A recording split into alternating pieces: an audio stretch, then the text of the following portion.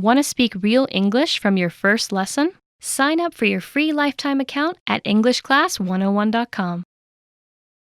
When you decide to learn a language, it's exciting, but there are lots of different ways to approach your studies. What can you do to make sure you start things off in the best way for yourself?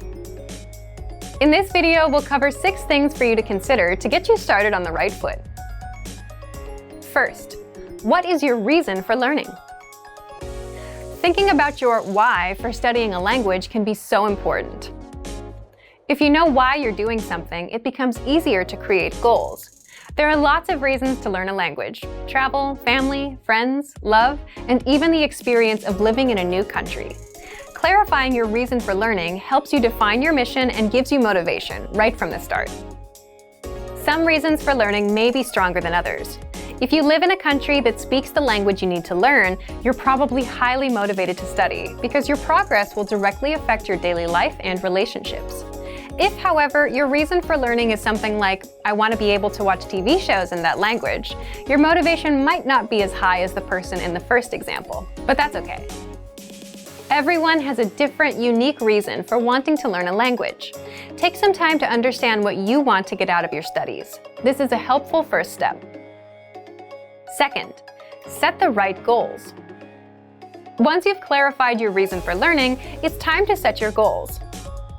Don't make goals like, I want to be fluent one day. This type of goal is problematic because there's no deadline for the goal, no clues about how you'll achieve your goal, and no way of knowing when you've reached fluency. Your goals need to be small, measurable, realistic, and have a deadline. Try making monthly goals instead of yearly goals. Saying, I want to be fluent one day isn't helpful. Instead, make a goal like, be able to speak for 1 minute by the end of the month. A goal like this gives you a target, a skill to develop, and a deadline. You have 1 month to practice your speaking skills enough to be able to talk for 1 minute. You can set a timer and track how long you're able to speak. This is also a realistic goal. Learning enough to speak for 1 minute in 1 month is reasonable.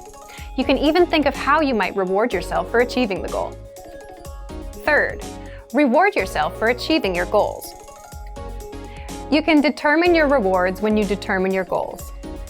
Rewards are powerful motivators.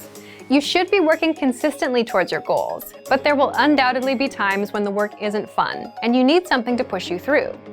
When you come home after a long day of work or school on a rainy day, maybe the last thing you want to do is open a book and start studying. It's so much easier to turn on Netflix or scroll social media, but if you have a reward, you can use it as a motivator. As mentioned before, it's important to remember why you're learning a language and what your goals are. For many people, thinking about the rewards they'll get along the way boosts their motivation. If you give yourself something to look forward to, it can help you get through the times you may not feel like putting in the work. Fourth, match your routine to the study medium. The word routine here refers to your everyday routine. You need to understand your personal schedule and your personality to make a study schedule that's right for you. It may come as a surprise that this is a step where many people fail. They think they can do a lot more than they actually can, get overwhelmed, and quit. In the end, the people who give up after just a few weeks of hard study are only able to do a fraction of what they planned to be able to do. It can be tough to understand your own limitations. We all like to think we're capable of doing anything we put our minds to, at any time, on any day. But the reality is, there will be times when we're tired, bored, or just don't feel like studying. We need to be able to plan for times like these. To do that, we need to understand our own limitations. Try this. Write out your weekly schedule. Where do you have some existing time that you can spend on studies? For example, maybe you have some time on your commute every day, or sometime during a lunch break. If you're super busy, like most people, look for places in your day that naturally make sense, instead of trying to create a whole new block of time to devote to your studies. Maybe it's when you visit a cafe, or when you're on the bus or train. See if there's a place where you can match the medium, the learning method, to your existing routine. For example, on your commute in the morning, you can listen to an audio lesson twice a week, or listen once a week after dinner at home while you do chores. Break out some vocabulary flashcards during lunchtime. Maybe you can even find a weekend class. Which brings us to our fifth point. Fifth, anchor points. These are the connections you make to a language that boost your motivation and keep you attached or anchored to your goal. For example, maybe you have friends or relatives that speak the language. And if you're around them and you're exposed to the language, you're more likely to learn. If you don't know anyone who speaks the language, consider making a monetary investment, like a textbook or a learning program. By paying for something, you make a commitment to yourself to use it.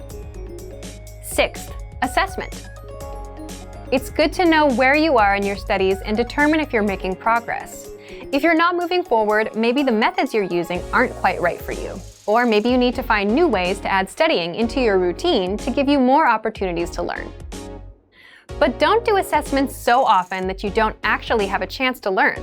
For example, if you take a test once and get a score you're not happy with, don't immediately take the test again. Give yourself time to study and develop your skills more. Then you can come back and try again. Assessment is a great way to keep yourself on track, but don't let tests take over your studies. In this video, we talked about 6 things to consider when you start learning a language.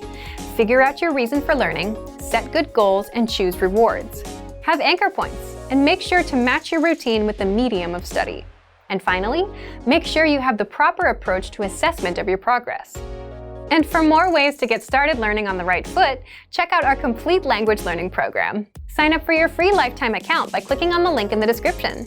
Get tons of resources to have you speaking in your target language. And if you enjoyed these tips, hit the like button, share the video with anyone who's trying to learn a new language, and subscribe to our channel. We release new videos every week. I'll see you next time. Bye!